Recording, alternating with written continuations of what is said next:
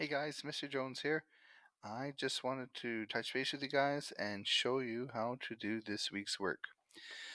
So, this week we are going to be creating a Google Sheet climate graph. Okay, so you're going to need to go into or open up Google Chrome, as that's always the best way to access Google Classroom. And then, whether you do a Google search for Google Classroom or you can click on the little 9 dots there and click on Google Classroom, whatever works for you, that's where you can find it. Give it a second to load, find the classroom that you are in. Maybe in the academic, you may be in the applied. I'm going to go to the applied for now, but the assignment is posted in both classrooms. So you're going to click on classwork. It's always the easiest place to find your work, and then you're going to click on assignments, and you will find it right here under climate graphs. Click and open this. And then I always find it easier to click View Assignment. That'll load up everything you need in one place, which is great. So you're going to read the assignment, which I'll do here with you in a second. So it says, please complete the climate graph assignment posted below. You will need to watch my tutorial video. It's this right here. To know how to complete the Google Sheet. And then you're going to select any one city in Part B, and you may choose to do Part C for practice, but you will be completing this as part of your course culminating activity, so maybe a good idea to practice it now. So if you click on the assignment, you'll see what I'm talking about. Give it a second. Okay, so part A for practice, everybody's going to do Ottawa. That's what I'm walking you through right now. Okay, so the Ottawa information there for the climate in Ottawa is there. So across the top you have each month, or the first letter of each month, and then the average daily temperature in Ottawa, as well as the total amount of precipitation that falls in any given month. So that includes snow, rain, sleet, whatever's basically falling from the sky. They include it there. Okay. So what you're going to want to do is you're going to want to select all the information and copy it. I press Control C on the keyboard. And then what you're going to do is, after you do the Ottawa one, if you want to follow along with me, you're going to select one of these cities. There's 5 listed here. You just have to do one. So you can do a city in Iraq, Ethiopia, China, the United Kingdom, or Cuba. Okay, and then down below is part C, which tells you how to find any city in Canada and the information for it. I think I'll make a second video for that because it takes you to a different website where you have to find the information. So we'll put that part on hold for right now. Okay, so back up here, you've got the information copy that you need. Again, when you're doing part B, you'll just have to copy one of these charts. And then you're going to go back to the Google Classroom, and you're going to open up the Google Sheet that I have created for you. Okay, so it should have your name here and then say climate graphs, and it's a Google Sheet. And it's going to open it here and load it. Okay, now for this one I had already created it and put in Ottawa's information. You'll find it down below here, a tab that says Ottawa, and then there's a one that says Sheet 1 or something like that. So you can add your Sheet 1 information to that, or you can go there. Sorry, I'm blocked by the screen recorder, so I can't click it there.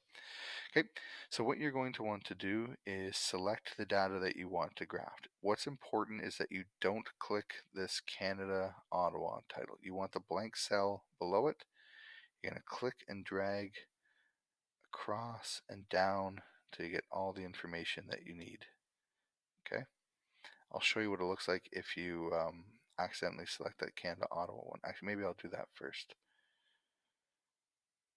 This is what is wrong. So you're going to want to click on this insert chart, and it will create a graph for you.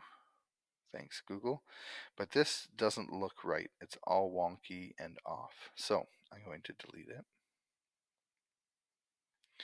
And that's because I selected that Canada Ottawa up here. So if yours looked like mine just did there on the screen, that's probably what you did, is you selected the wrong cell there. So you want to click on that blank cell below, click and drag over to December. And now if you click on the insert chart, it's going to look a little bit different.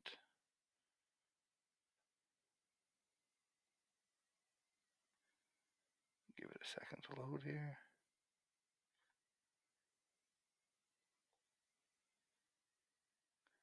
There we go. Okay, so usually the default, it'll come up here with a little chart editor.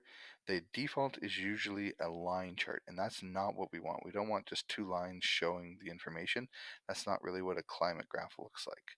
So what we want to select is, if you click on the little drop down box here, you want to, whoops, click and select this one here. It's called a combo chart. So it's one line, it's line and bar. And this is what a climate graph usually looks like.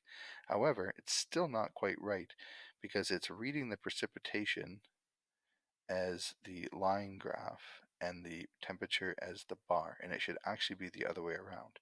So if you keep this chart editor open and you scroll down here to see where it says series, and I can just change those by clicking on them. And now that is what a climate graph should look like. So the way I always think of it is the red line is showing you the temperature. It kind of looks like a thermometer, right? The red line going up to the numbers for a thermometer.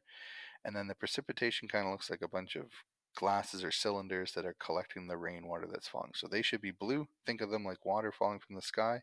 And the temperature looks like a thermometer. So the red line should be the temperature. There's a couple little things I'd like you to change just before you submit this.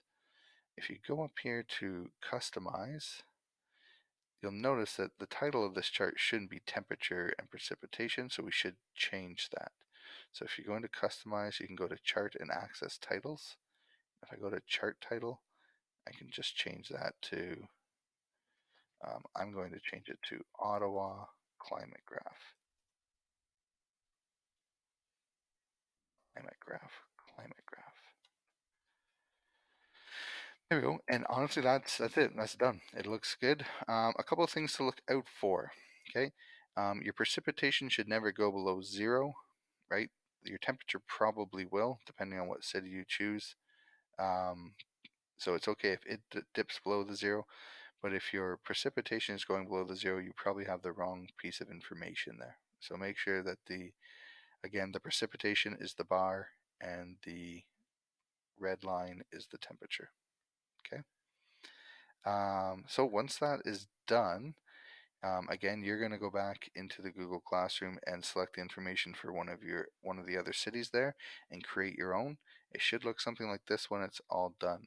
When you have that in the sheet, all you have to do is go back to the Google Classroom and click Turn In, and you're done. That's it for this week. Okay.